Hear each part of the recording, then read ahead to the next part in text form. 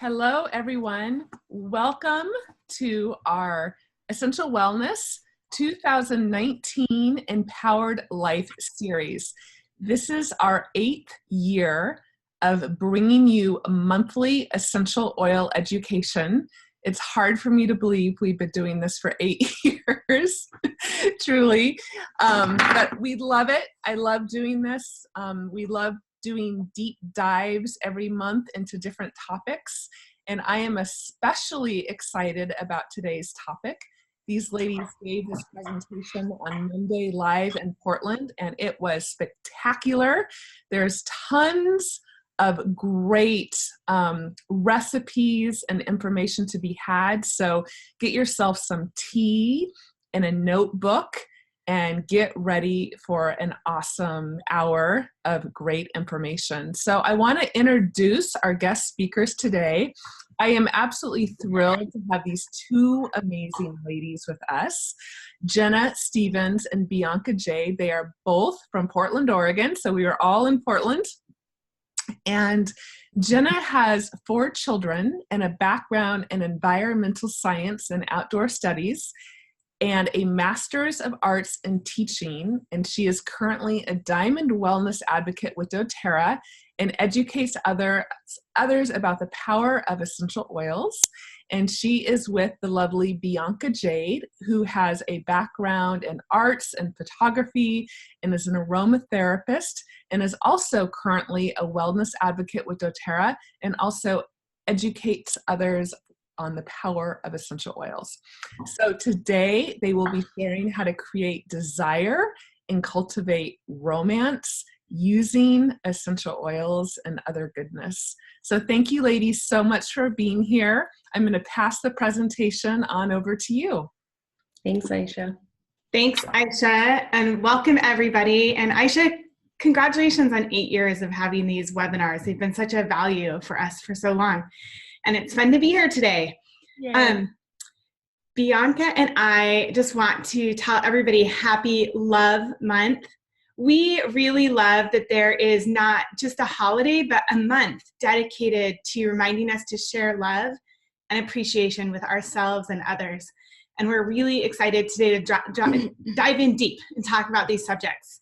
We are going to cover self-love and self-care and intimacy, and then dive into and share lots of recipes at the end for how to improve your self-love, your self-care, and your intimate relationships with your oils and beyond.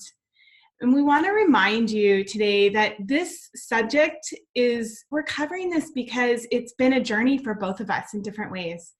And so as you are introduced to new topics and new concepts today, please feel free to be gentle with yourself.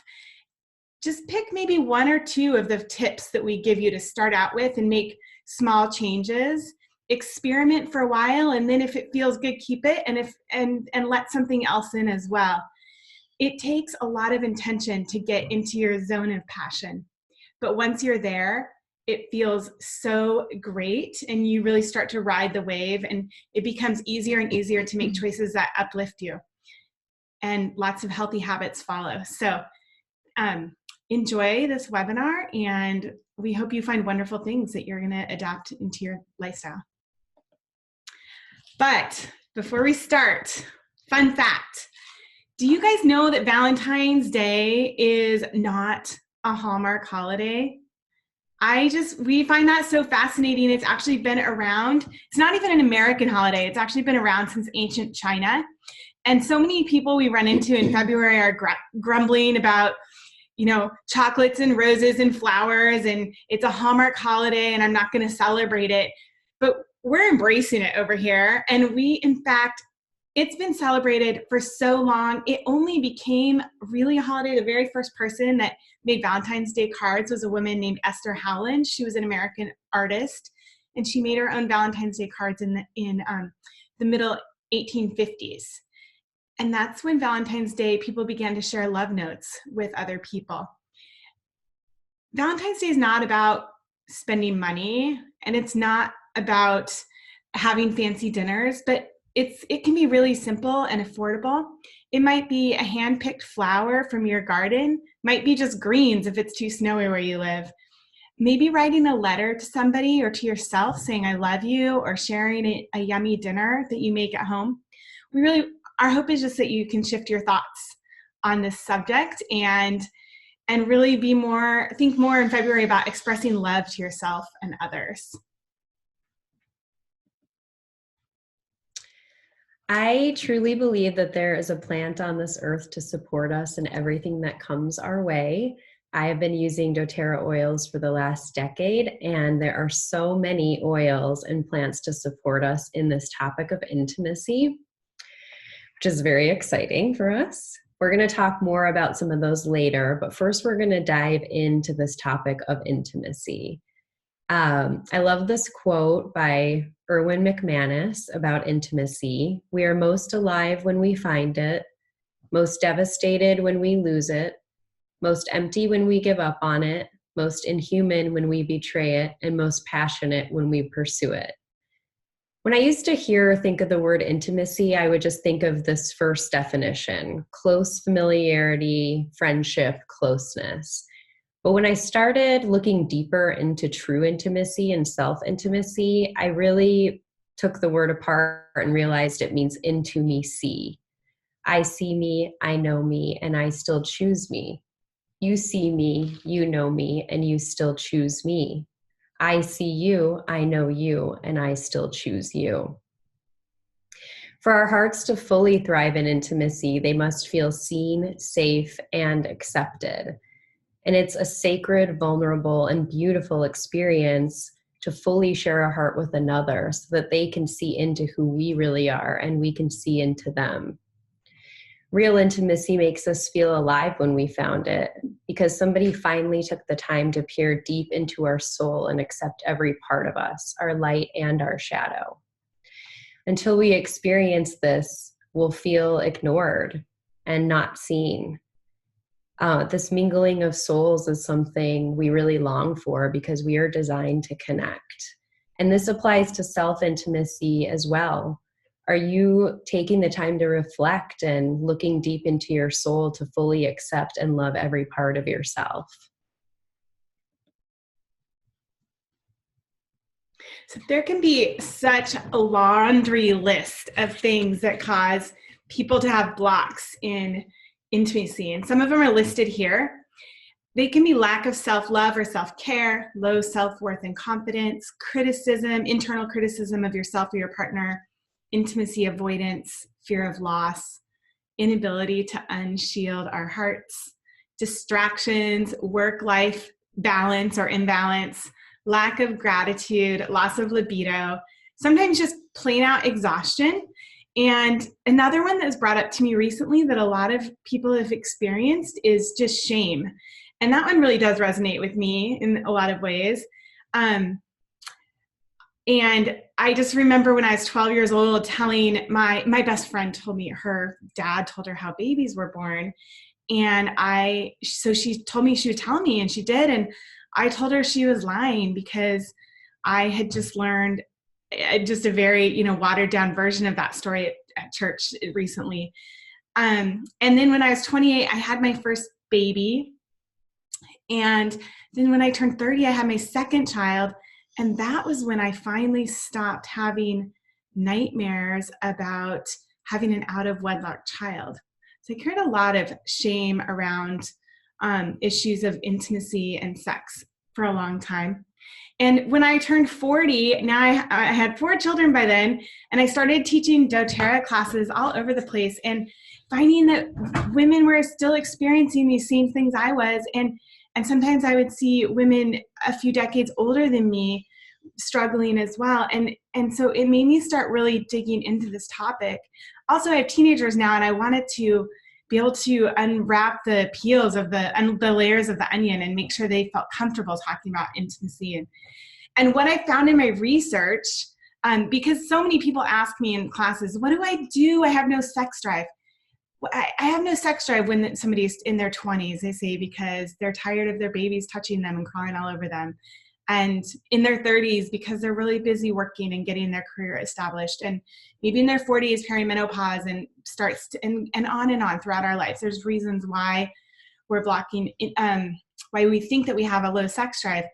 But in the research I've done, especially this book by author Emily Nagoski, she wrote a great book called Come As You Are, The Surprising Science of Sex. The sex drive doesn't even exist. It's actually a concept that was developed a couple hundred years ago, and it was debunked 100 years ago. We're going to tell you why in just a little bit, but our brains actually don't work with an innate, determined sex drive. I highly recommend reading that book if you're interested in learning a little bit more. So let's start with the very first thing. If you have your oils out today, the very first oil, pull out this oil of divine love, rose. I don't know if we have it right now. Rose is the queen of oils. She smells incredible. She is the healer of our hearts. She improves circulation, offers us unconditional love for ourselves. It's a wonderful aphrodisiac. It's beautifying for our skin and boosts immunity. It also holds the highest vibration of any other oil at 320 megahertz. Rose is so sensual, it's so uplifting and deeply floral, and it really helps us to let go and just receive divine, unconditional love and acceptance. There's probably no better oil to support our reproductive systems as well, in both men and women. So because it improves circulation, it has a tonic action on our emotional heart and soothing aphrodisiac qualities. So get out the oil. You can use it on your pulse points, on inside of your elbows, on your abdomen, on your heart. It's a wonderful spot to rub rose oil on your heart.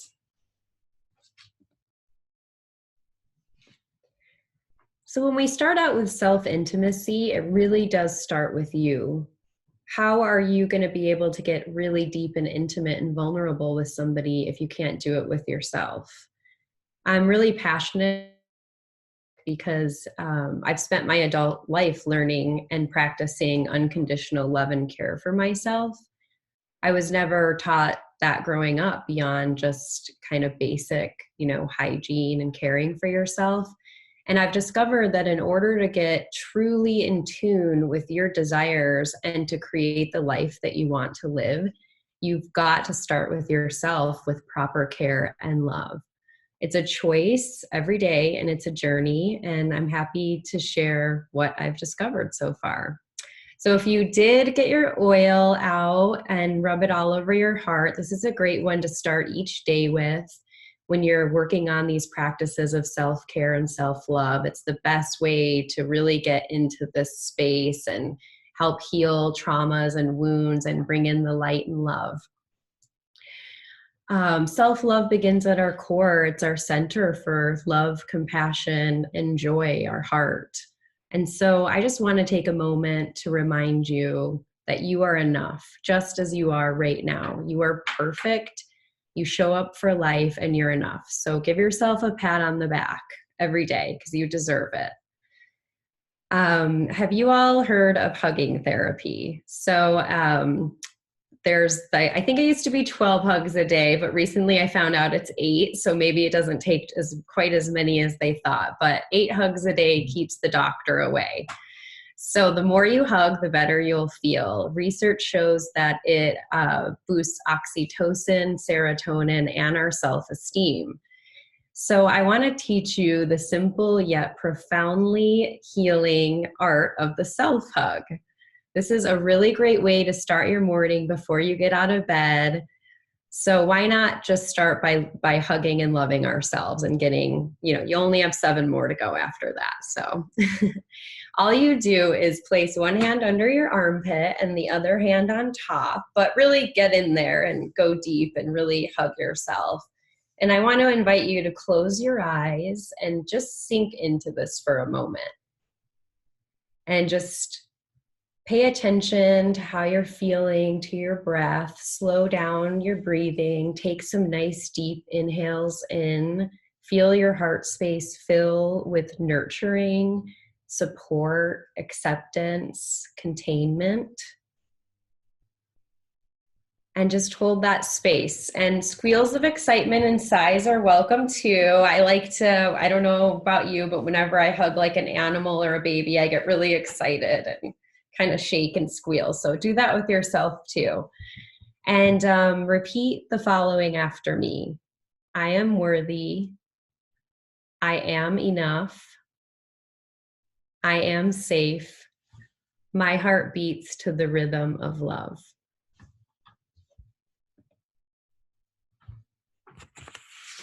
Now let's explore this topic of self-care self-love further. It's our foundation to create a life filled with joy, passion, purpose, and intimacy.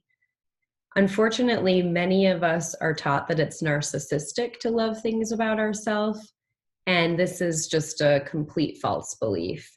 I remember in my adolescence when I was growing up, whenever somebody exuded confidence about an achievement or just kind of were proud of it, it was deemed wrong, and it made us want to hide and banish compliments and kind of reject those parts of ourselves that we should have been celebrating.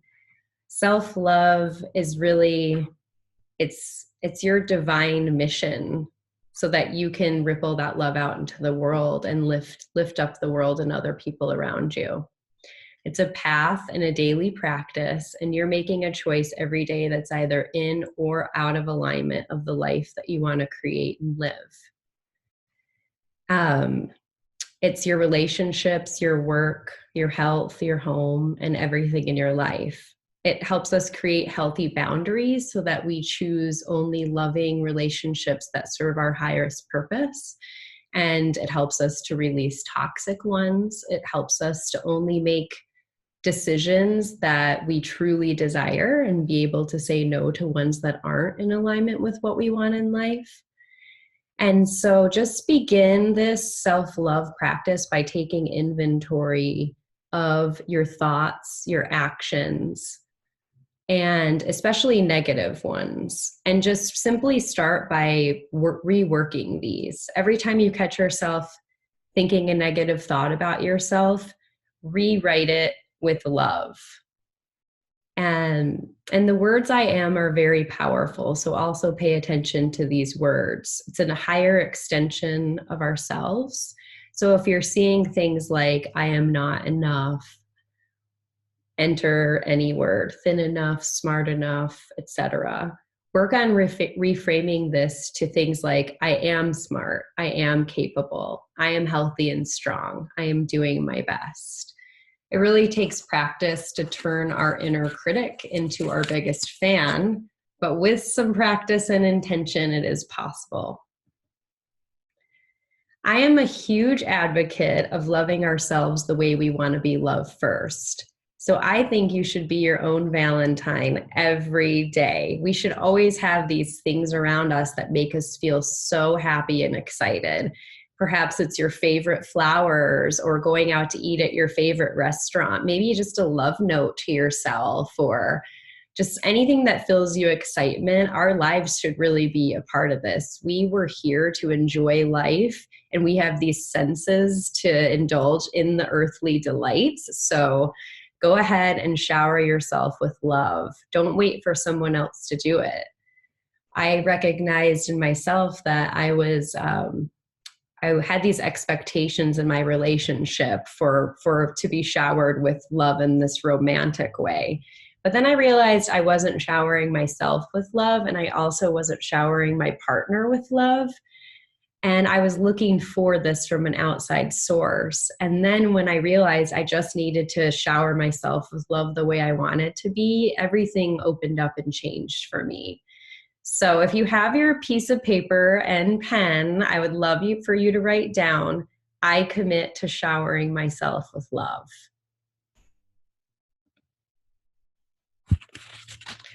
Some of you may have heard of mirror work.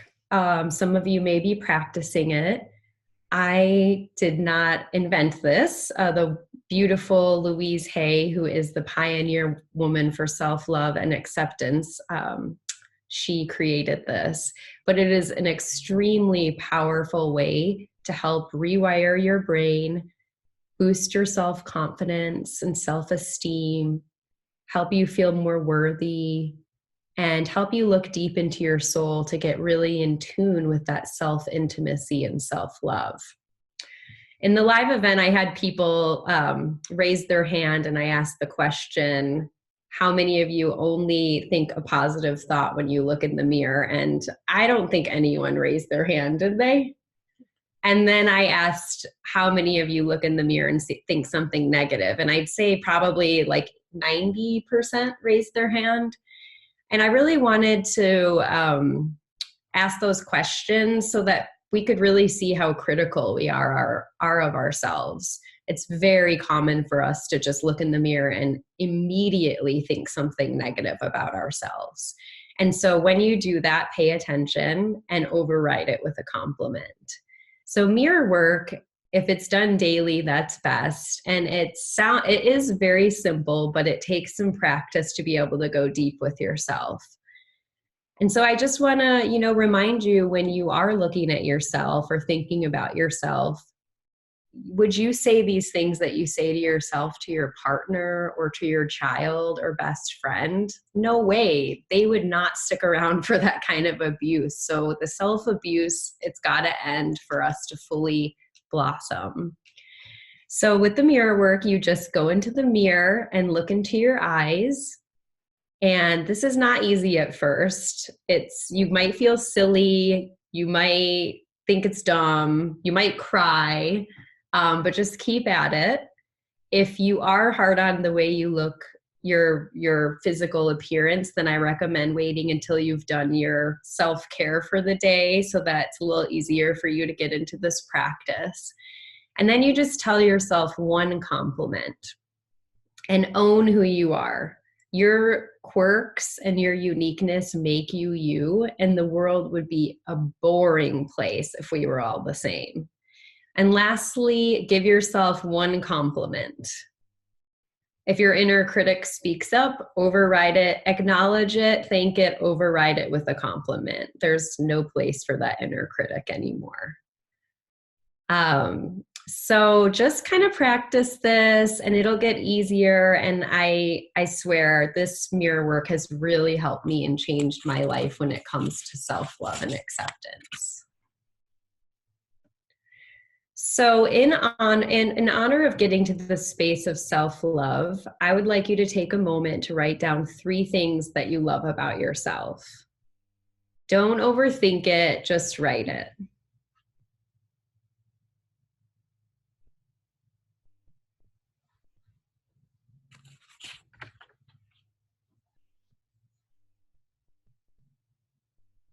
Oh, wait.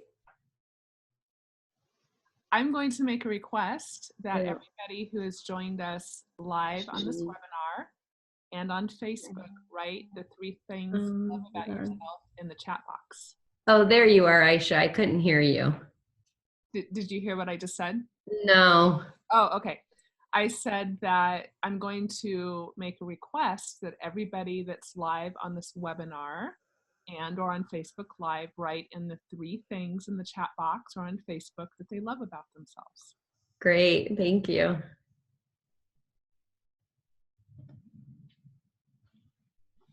So let's talk a little more about self-care. This word is really a buzzword right now, which is exciting and awesome. As I mentioned earlier, most of us grow up and our self-care is like, brushing our teeth, flossing, taking a shower, but we don't really get taught to really nurture and intentionally care for ourselves.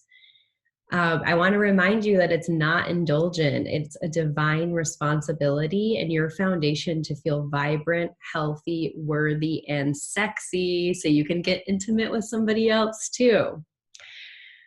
You have got to nourish to flourish. It's really common for us to put everyone else's needs before our own, especially if we're a mother and we put ourselves last. And a lot of the times there's a lot of guilt to putting ourselves first, which, you just can't pour from an empty cup. I watched my mom, who was a mother of 4. She bartended. She tried to do everything herself.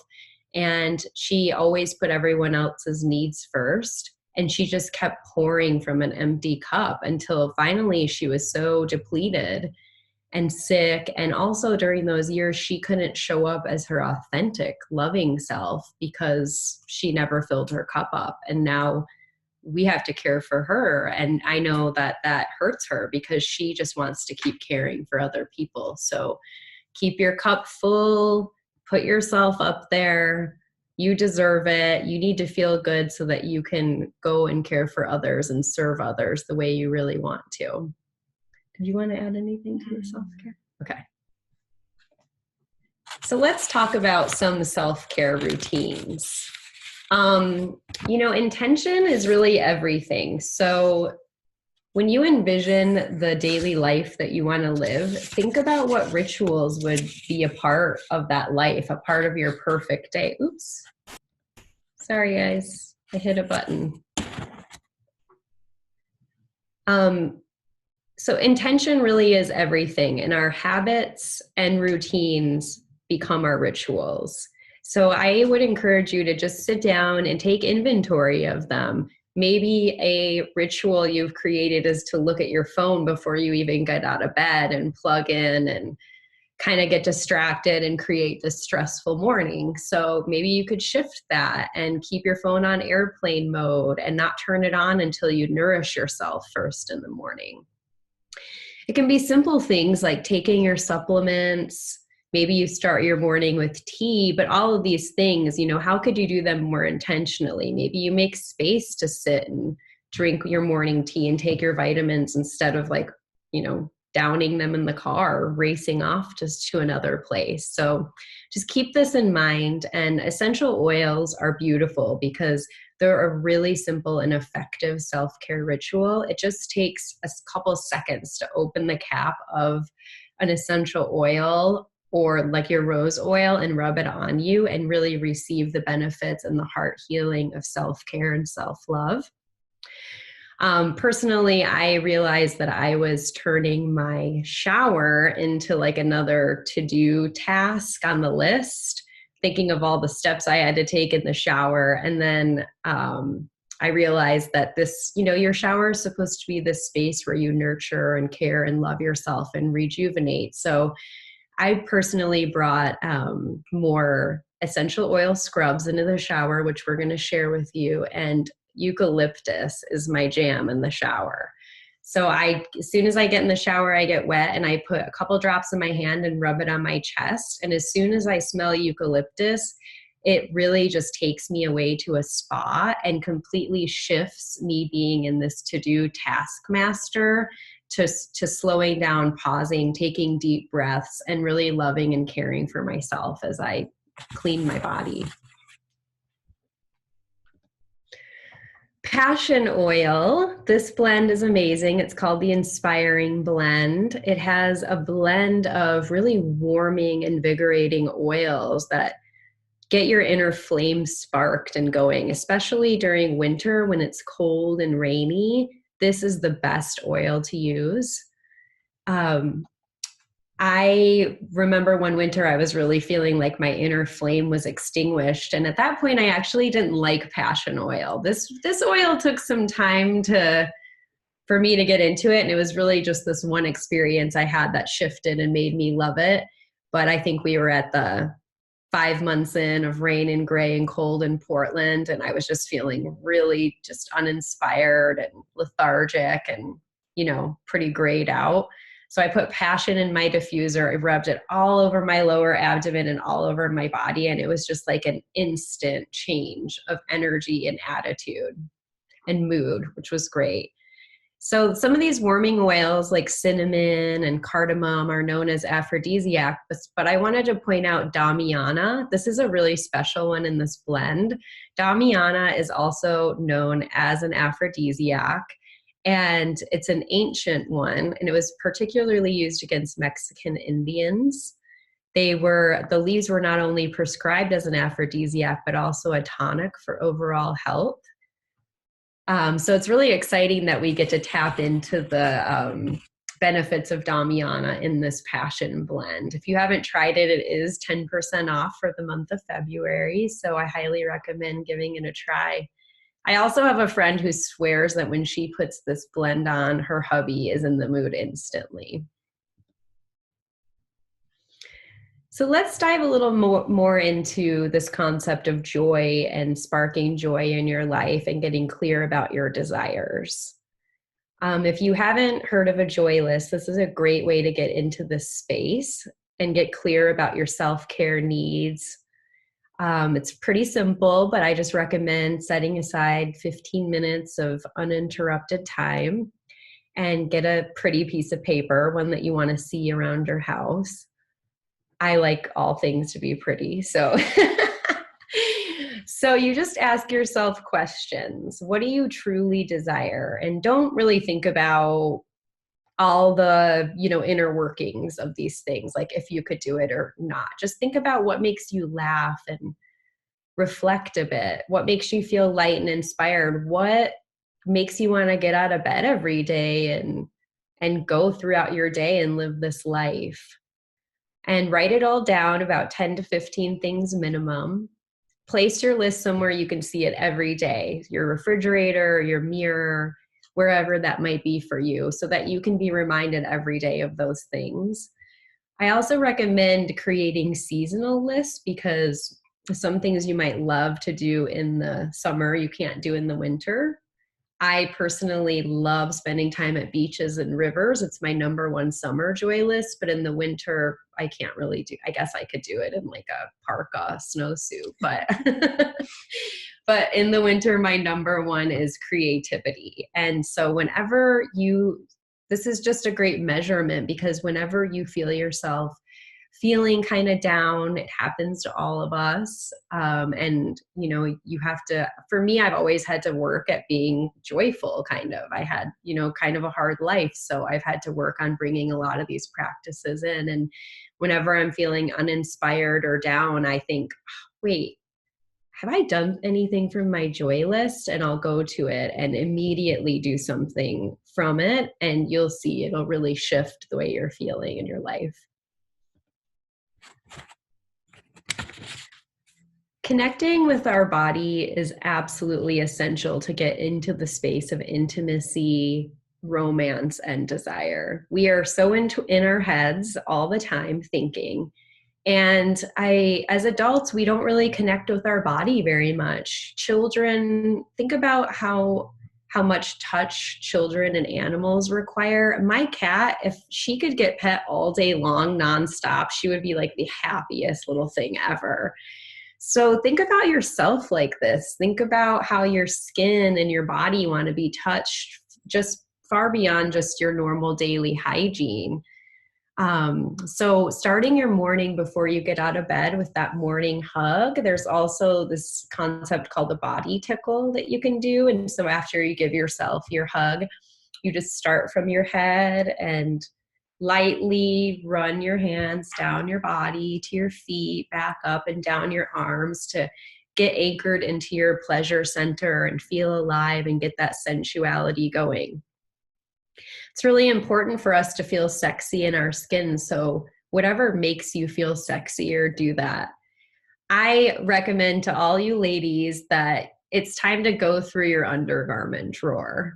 Go through that drawer, and any of those like bras or underwear or anything like that are like holy and stretched out and don't make you feel really good when you put them on, get rid of them. When you open that drawer, you should feel really excited about anything you put on. Dry brushing or using a sugar salt scrub in the shower is another great way to get connected to your body. I highly recommend self-massage. This is an Ayurvedic practice, actually. Even if you could just do this a few days a week, just rubbing your whole body down with a really great oil. We're going to give you some massage blends later that you can do that with. And I don't know if any of you are familiar with the sacral chakra, but this is our energy center and it's under our belly button. But this is your center for passion and creativity and joy. So tapping into this spot, getting it activated is going to be really helpful for you moving forward and connecting with somebody and getting into your desires. I'm going to share some oils that I recommend rubbing on that area. And another way to get it stimulated is to get your body moving. So you don't have to go to the gym or anything like that. Just move your hips, move them in a circle every day. You could hula hoop. You can try pole dancing. That'll really get that creativity sparked in that area. And a really great mantra for this is at the bottom. If you guys wanted to write that down, you could say this mantra to yourself as you're applying the essential oils to the sacral chakra area. And lastly, just have gratitude for your body right now, for everything it provides, for how healthy it is, that you have all 5 senses to indulge in. Grapefruit oil is the oil of honoring the body. This is a really great one to help us with everything we've talked about so far, because it teaches true respect and appreciation for one's physical body. It can help reprogram patterns of judgment and mistreatment, and encourages a relationship with your body based on love and acceptance. Great ways to use this would be to apply to that sacral chakra area. You could make a body scrub with it and get it all over your body in the shower. Drinking this in your water would be great. 1 to 2 drops in some filtered water every day would be a great way to start your morning. And using this oil before your mirror work would probably be really great to bring in these emotional supportive qualities before you drop really deep with yourself in that way. So this is our first self-care scrub. This Love Your Body scrub is a great way to bring a self-care ritual into your shower routine. The added benefits are that you'll be engaging your sense of touch by connecting with your body, stimulating blood flow, exfoliating your skin, and enveloping yourself with the sensual aromas in the passion scrub. I also added some grapefruit in there. So I'm really indulgent, and this recipe only lasts me like 1 to 2 showers. So if you're like that, you might want to double the recipe. And then just remember that the scrubs can make your shower oily. So put a lot of like body wash or something on the bottom of the bathtub so you can get all that oil off. My cat just came over to say hi to everyone. She might poke her head in here in a minute. This is our second self-care recipe for you, the Luscious Locks hair perfume. This is a great self-care ritual to tap again into sensuality and sense of touch, because who doesn't love their hair played with? I mean, I could do this all day. It just feels amazing going through my fingers. And these deep notes of ylang ylang and sandalwood will last all day. Jenna's hair, this is her recipe, and her hair always smells amazing. Like I could just go in there and sniff her hair all day. So you'll combine all these into a fine mist glass bottle, and you can spray it in your hair, on your body, anywhere to invoke the senses. The added benefit is that ylang ylang is actually really good for your hair, and it's good for helping reduce split ends too. So now that you've filled your cup and loved yourself, you can share yourself intimately with another. So open your heart up, connect, and shine your love and light out into the world. I call this the open heart pose. And then you can just wrap your hands around somebody else after. So open hearts. So now Jenna's going to talk to you more about getting intimate with another person. Okay, let's move along. So intimacy transcends the physical. It is a feeling of closeness that isn't about proximity, but about a belonging. It's a beautiful emotional space in which two become one. Such a great quote. So now that we've learned the art of self-intimacy from Bianca, let's dive into intimacy of others. Understanding how you and your partner give and receive love is really critical in nourishing your intimate relationship with somebody else. You might think that because you are doing the dishes for somebody at night that you're expressing love to them and they might not notice. If I did the dishes at night, my husband, he does not care. But if he does the dishes at night for me, it's a huge turn on for me. He just doesn't notice. It's not important, that kind of service. Words of affirmation, physical touch, quality time, gifts, and acts of service are the 5 different love languages. You can see on the webinar, it says take both free quizzes. There are actually 2 quizzes. You can just Google this and go take these quizzes and have everybody in your family and even your close friends do them as well. The first quiz is your intimate relationships, and it will kind of guide you in how you want to receive love in an intimate relationship. So make sure your intimate partner does it as well. And then the second one is for single individuals. And that quiz will really guide you in how you relate with your family and your friends. And your love language might be different in both situations. So it's really nice to take the time to do both of those things. I really use this a lot, both with my children and with my husband. I try and do it on a daily basis. And it really has a huge impact on our relationship. My husband was out of town last weekend, and we have 4 kids, like we said at the beginning, and sometimes it's a big chore to be the one that's left behind with 4 kids. And not that it's not fun and wonderful, but it's a lot of work. And so I know that sometimes in the past, I've been really frustrated when he was out of town. But this time I sent him a text. I know he loves words of affirmation. And I just said, hey, I'm so glad you're gone doing what you love. And I'm really thinking of you. And I hope you have a great time. And that impacted him so much more deeply than having the house clean when he got home or anything else I could possibly do. I could actually feel his energy in his text coming back to me. He just was so grateful to receive that.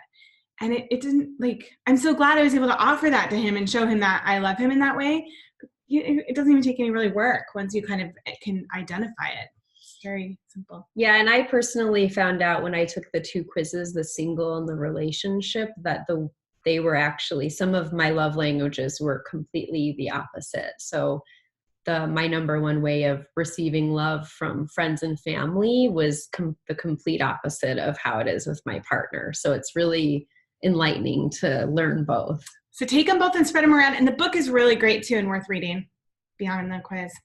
Okay, so let's talk a little bit about loss of libido with that intimate partner. It can be affected by many factors: health issues, family, work, age, medications, relationship issues, past traumas, stress and alcohol abuse and use, just to name a few. And this sometimes gets confused with this thing that people are calling sex drive. There's a lot of different reasons why people are going through these different things. But we do want to debunk one myth right now. It's almost never hormones. So if you are saying that you have, or if you hear people say that they have no sex drive or no libido, that they don't have libido because of hormones, it's almost never hormones. You really have to stop and think about it and look at something else. There's no study that has proven a link between any hormone and libido. And in fact, there's not even a correlation. It's a little bit of a myth. And usually what it is, we're going to talk about it in just a few minutes, is an issue about how your sex brain actually works. So let's talk about what libido is. This is Emily Nagoski in Come As You Are. She wrote that all desire is somewhat responsive, even when it feels spontaneous. There's a long history of trying to call something disease when it's simply different. When a woman is experiencing responsive desire, when she comes to understand how to make the most of her desire, she opens up the opportunity for greater satisfaction. Outdated science isn't going to improve our sex lives, but by embracing our differences, working with our sexuality rather than against it, it will. And really what we want to talk about here is the sexuality you have right now. It's probably it's a beautiful thing. And it's also normal. We're all walking around wondering if the things that we love and the things that we don't love or feel in terms of our libido is okay or right. And it's such a wide variety. It's as wide a variety as eye color and hair color and texture. What's outdated is really the concept of a sex drive and the way that things are supposed to be. And to start that out, our women's libido, 70% of women never have a spontaneous desire for sex. So we really want to help to shift people away from believing that sex drive is a thing and that we should even have an innate drive. Okay, why should you have more sex? Well, sex is great. Does all sorts of things for our health. Reduces stress, it reduces high blood pressure, boosts immunity, it burns calories, it improves our heart health, it gives us better self-esteem, it decreases aches and pains, fosters deeper intimacy, strengthens our pelvic floor, improves quality of sleep, and you probably have other ones too. This is a list from WebMD, a preliminary list, and I just want to call out a couple of these.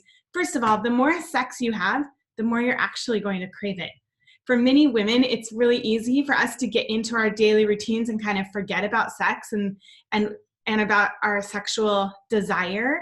But for most men, it's survival and it's required for their daily happiness. So for us, we just have to kind of start thinking about it a little bit differently and maybe doing it more so we enjoy it more and want it more as well.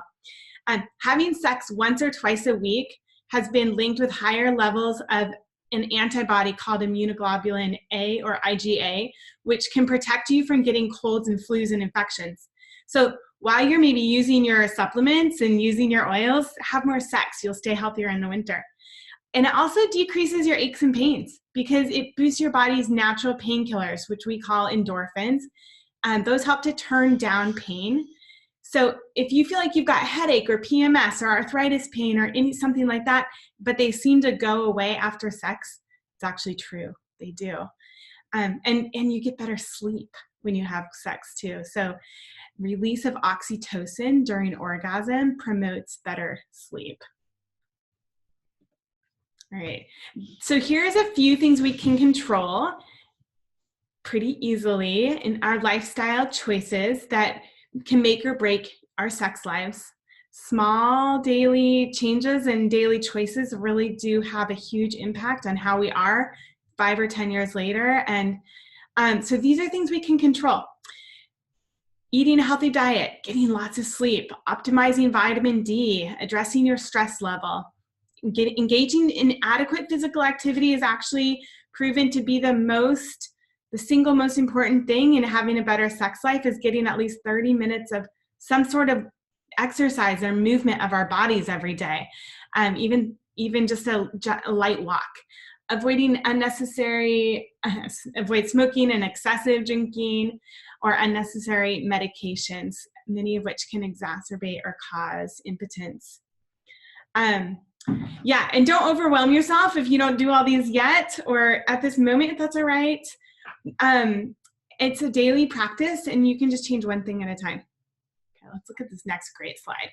Aphrodisiacs.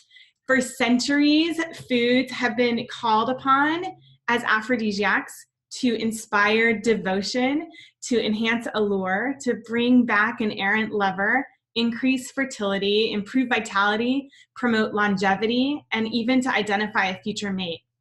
And some of the best known in this beautiful image and on this list are cacao, oysters, saffron, and cinnamon. But these are all things that you can just, consider adding to your diet to help support your sexual organs and your libido, your brain. And then remember that everybody needs to, you gotta take care of your garden if you want it to nourish, right? So make each other a priority, schedule real dates, address intimacy issues or avoidance of loss. And this is really just being vulnerable and being open with your partner. It's really important to be able to talk to the person that we're most vulnerable with, the person that we're intimate with, being naked in front of them and being open with and vulnerable with our emotions is really important as well. Bianca and her partner have done this great thing. They made a gratitude journal for each other and made lists of things that they loved about each other and wrote some information about them. And I just think that that would be such a wonderful gift to give somebody. I'd love to be. Well, we tried, it was actually a daily gratitude journal. So I got these little notebooks and we each have one. We don't have to do it daily, but whenever something comes up that we're grateful for, we write it in. And it really changed our relationship a lot because there are many things that we don't communicate a lot to our partners maybe. And flipping through that and reading these things was really eye-opening. Like, oh, I didn't know you loved that about me, or I didn't know you appreciated that or liked it. And so, and it's also kind of like a fun way to glance back. It's almost like, you get to kind of see like what the last year of your life was like, because a lot of the gratitudes might be around like a trip or things you did. So it's also a trip down memory lane too. I love the idea. I'm totally going to do that. Be present with your partner. Disconnect from technology during your time together. Maybe make your bedroom a sacred space without technology in it, and learn and speak your love languages.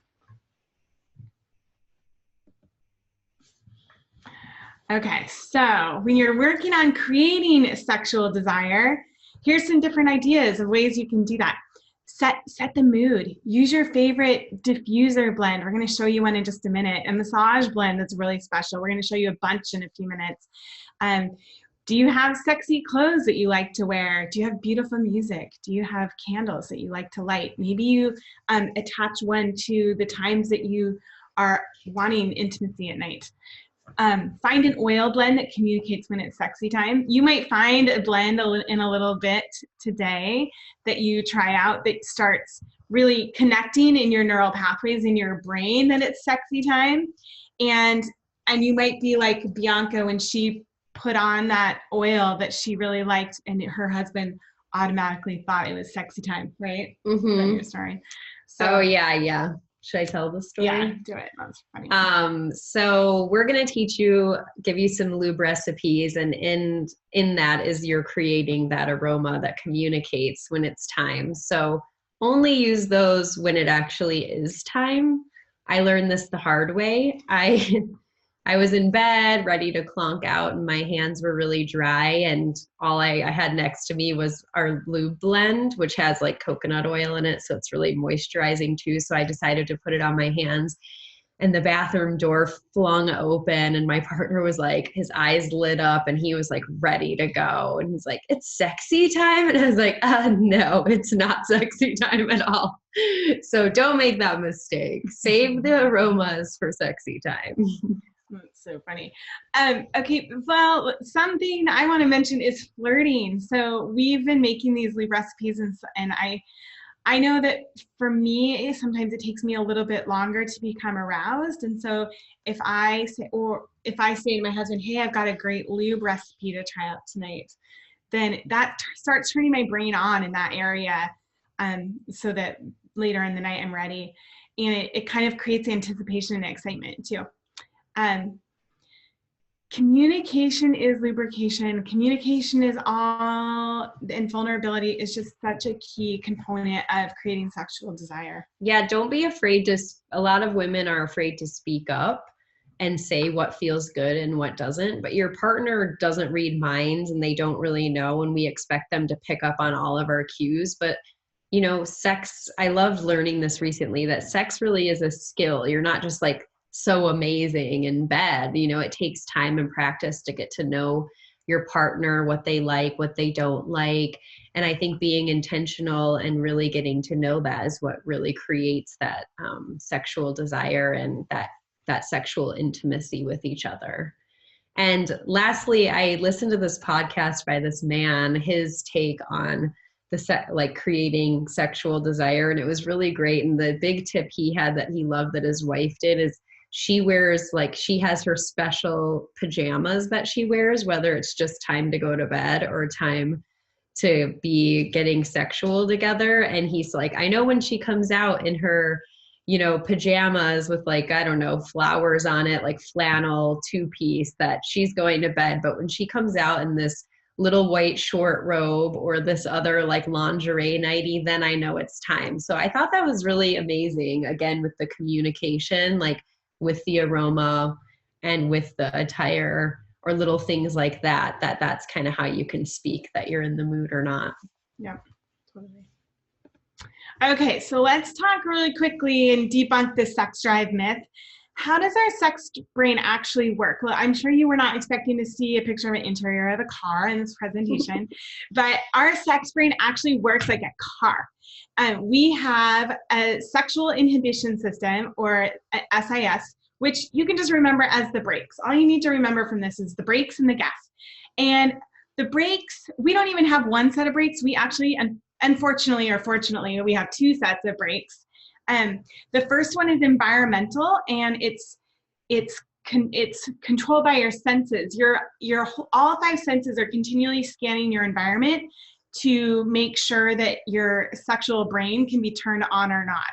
So this is super convenient if you're sitting in a work meeting that not everybody is sitting there feeling sexually aroused, right? Or it's convenient if your grandmother walks in the room when you're getting really intimate with somebody. But it's also the part of your brain that kind of makes you look around and go, oh, I really should have cleaned up those dust bunnies in the corner. Oh, these sheets are really dirty.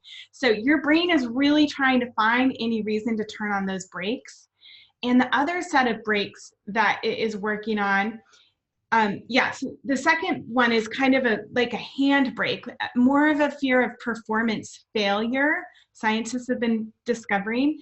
So if you're feeling too fat that day, or if you're worrying about having an orgasm, that is a secondary inhibition or a secondary brake to having your body feel aroused and your sex brain feeling aroused. And then we have the gas, and thank goodness for the gas, because if all we had was just one big nope going on all the time, it would be hard to get this pleasure in our lives. But the gas is basically just your brain giving you a big yes. It is like an accelerator, and it's controlled by factors that turn us on. And these have a lot to do with emotional bonding and communication. It might have to do with explicit or erotic cues, visual cues, or romantic cues. Those things all affect the gas. Our desire for sex is 100% responsive. It is not just spontaneous, and it is completely dependent on just letting up on the brakes and offering more gas.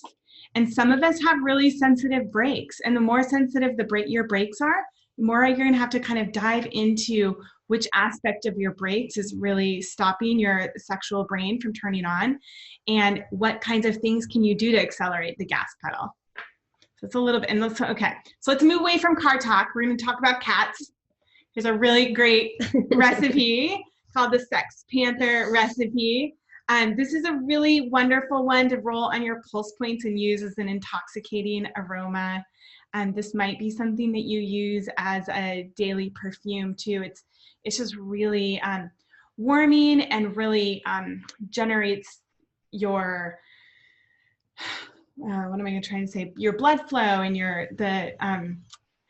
the move of energy in your body.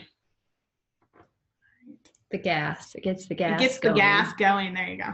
All right. The power of aroma in the bedroom and in our relationships is so important. Most of us probably identified our mates as a potential mate by their smell even before they even opened their mouth. Our biochemistry speaks so strongly to each other, and we're not even aware of it going on. Our olfactory systems really can heighten our sexual intimacy, and they can help to experience and create an atmosphere of intimacy in just a completely different, heightened way. And it's really nice to be able to experiment with what things work and don't work as well in your relationships.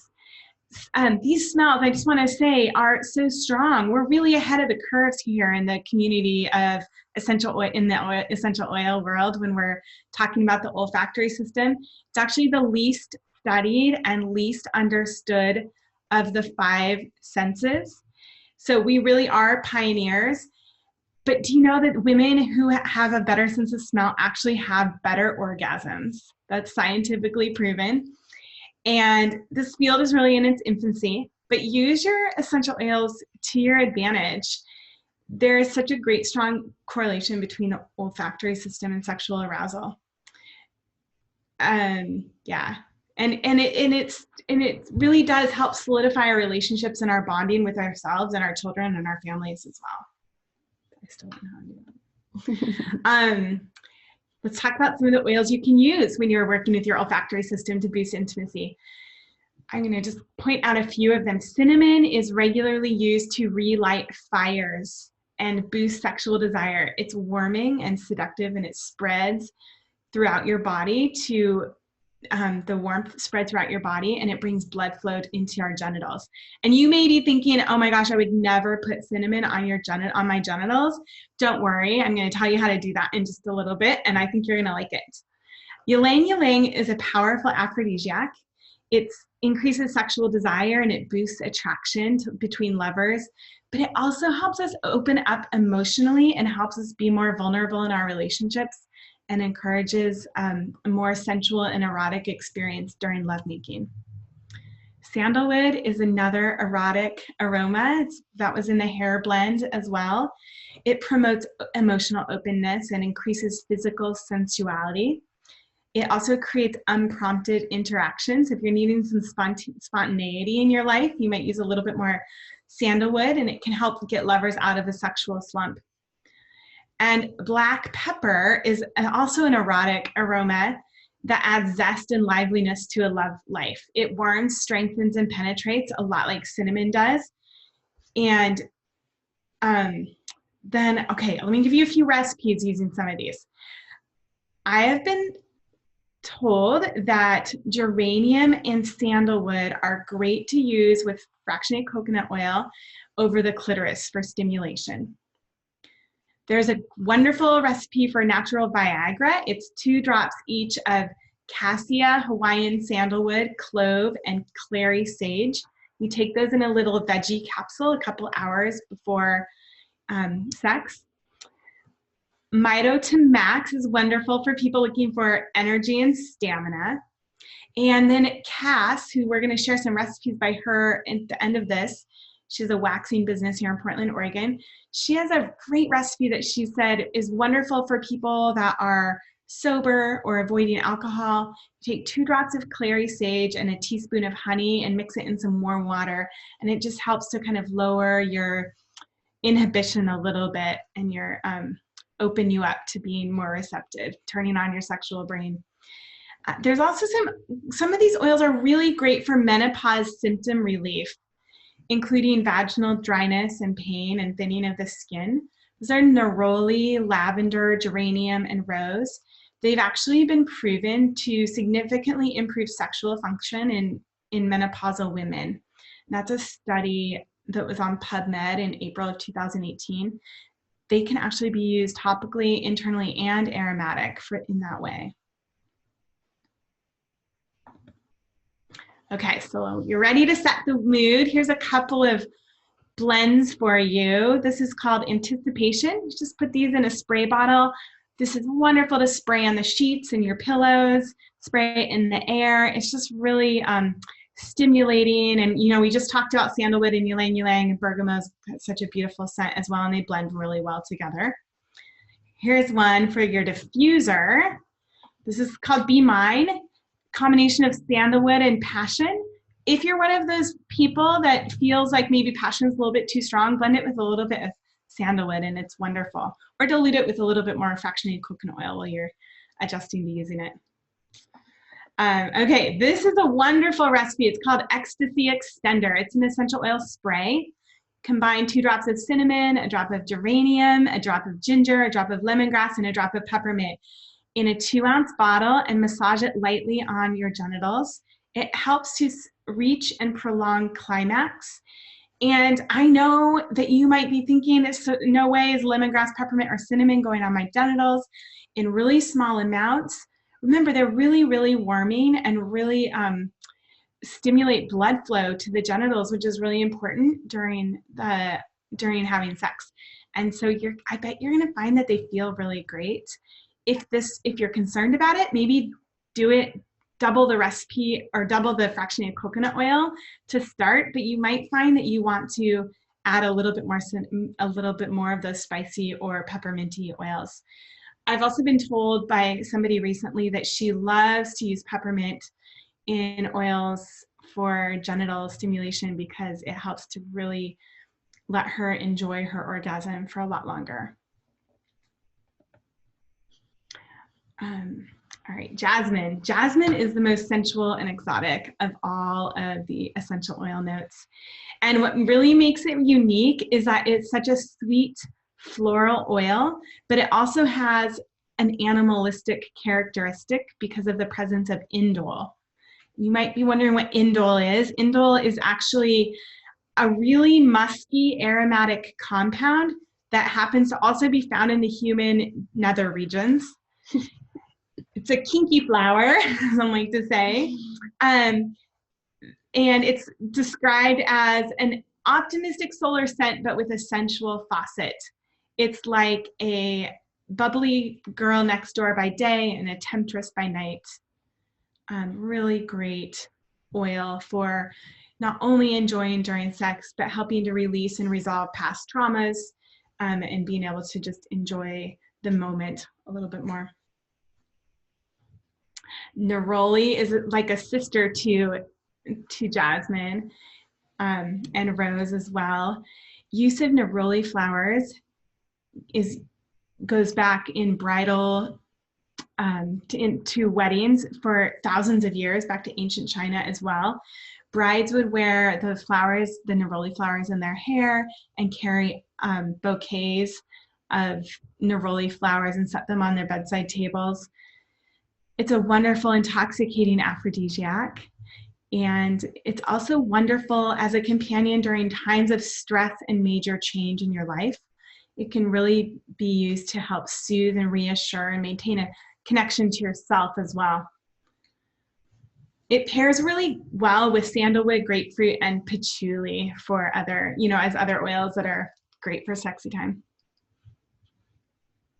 Okay, and then we come to this wonderful oil called Slim and Sassy, which is such a great oil to keep by your bedside because there's nothing worse than waking up with bad breath in the night or the morning and wanting to turn around and kiss your partner. Some people like to put it in their mouth before kissing because it just tastes really good. And an added bonus is that the cinnamon and ginger in it and the grapefruit will rev up your libido. The peppermint will get you energized and motivated for lovemaking. There's a story that is circulating that there are several men that purchased a bottle of Slim and Sassy from a coworker because they were told that it would increase their libido. And they took a lot of it, like drank a lot of it because they didn't know how much to take and they couldn't get rid of their erections. So you might try it too in a capsule throughout the day. And it's also yummy, or peppermint can be used to swish around in your mouth, especially before oral sex. All right. Here's some massage blends. These are wonderful to treat yourself or your partner to these 2 different blends of oils before or anytime after you get out of the shower. You can add it to your bath. You can use it in bed. You can use it just as a massage, but they're both really sensual and aromatic and really just kind of help to open our hearts. This next recipe is called the Cinnamon Love Balm. It's a recipe that we've made at a lot of different essential oil workshops around intimacy here. And it is delicious. It's with cinnamon. You melt the ingredients together and then let it sit for a little while before use. You can try it with peppermint if you need an alternative, but remember, cinnamon is so great for our genitals and for our bodies because it opens up the capillaries and gets blood flowing. It also tastes really good, and it smells wonderful too. Okay, so let's talk about if you're wanting to make a personal lubricant, and they can be used for so many different reasons, from just helping to support lubrication to lots of pleasure. This is an oil-based lube, so please do not use this if you're using condoms for birth control because they could break. We like to use a combination of fractionated coconut oil, avocado, and or apricot oil. And if you're somebody that enjoys using herbs, you can infuse your oils with herbs first. Those are also great for our tissues and our on our body. And then you can combine. There's no number of drops here. I'm going to give you a couple recipes with number of drops in a minute. That's because these are just optional possibilities. So they're kind of a starting spot for you to use to jump off and making your own. But some great blends that I know people have enjoyed are cassia and peppermint, lemon and peppermint, ginger and spearmint. Spearmint is a little bit subdued compared to peppermint, but it's a wonderful, wonderful oil. Black pepper and peppermint. What I recommend to you is to make a small batch first. And if you like it, make sure you write down the ingredients and the proportions, and then you can increase your batch size and make it in a larger bottle. You can test it before you use it in your mouth or on your inner thigh. And I really encourage you to do so. You might find that it's too strong, and all you need to do then is you just dilute it with one of those carrier oils, avocado, apricot, fractionated coconut oil, or if you don't have those on hand, with any carrier oil, dilute them immediately. You can, the other thing is some of these can help as a side benefit in preventing infections. I know in a person who is sensitive to the pH of her partner's sperm, and she's able to use this a little bit to help offset that. Okay, here is my favorite blend. This is one that I made, and you can see a bunch of bottles down here that we made in an event over the summer. So 3 drops of cinnamon, 2 drops of patchouli, 3 drops of cardamom, 3 drops of peppermint, and 1.5 to 1 ounce fractionated coconut oil. The patchouli is a wonderful oil. It's an oil of physicality. It's grounding and stabilizing. And if you're somebody that does have some insecurities around your body, it's a great oil to add in. Cardamom has a wonderful taste as well. These oils both help you really feel at peace while present in your body. And I'm just going to tell you a quick story. I had a woman come to one of my classes when I was teaching this in the summer. And then I just recently taught this again before Valentine's Day. And we went around the room and asked everybody to say why they're here. And she just said, well, I'm here because I loved that blend that we made in September so much. I've never enjoyed oral sex so much, and we've used it all up, and I've got to make more. So I just really encourage you to bottle. Maybe you need a 2-ounce bottle or a 4-ounce bottle, because it might not last very long, and enjoy that recipe. If you do need a lube that is water-based, this is a really great recipe. It's just an alternative. You use the same oils, but it will not damage condoms. And here's one more. This blend is from Cass Waxing. She has a shop. She's an esthetician and an herbalist in Portland, Oregon. Excuse me. And she came up with this blend. We just thought we'd share it here today. It's another really yummy alternative. It's got a lot of lemon in it, as you can see. And I think you'll also enjoy that one too. All right. So have fun with those blends. This is fun to share with everybody today. Thank you so much. Intimacy means that we're safe enough to reveal the truth about ourselves and all the creative chaos. If a space is created in which 2 people are totally free to reveal their walls, then those walls in time will come down. Enjoy those blends. Try them all out. Let us know what you think, and thank you for sharing your time. Thanks for being here with us. Thank you so much, ladies. I just loved seeing that for a second time. So much wisdom and good points. I love seeing everybody's comments. If anybody has any questions, go ahead and type them either on Facebook or here in the chat.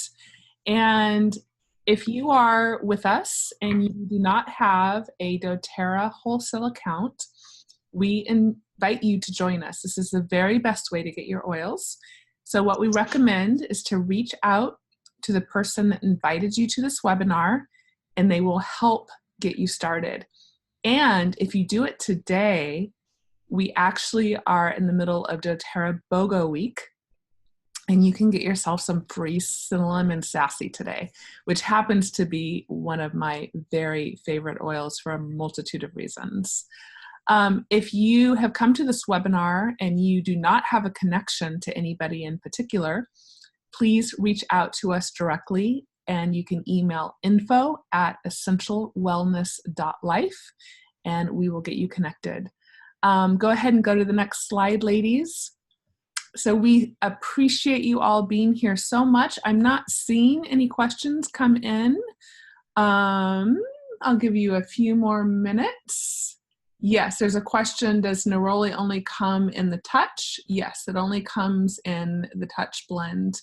That allows doTERRA to give it to us. Otherwise, neroli is quite a spendy oil, so it allows us to have that available. So thanks, everybody. Have a beautiful day, and we will have this posted on our Essential Wellness website, so you can access the recording later, and or again, this is streamed on Facebook. So if you want to go to the Aisha Harley business page, you can share it from that page if you have a group or anywhere that you want to share it to. Thanks, everybody. Have a great day.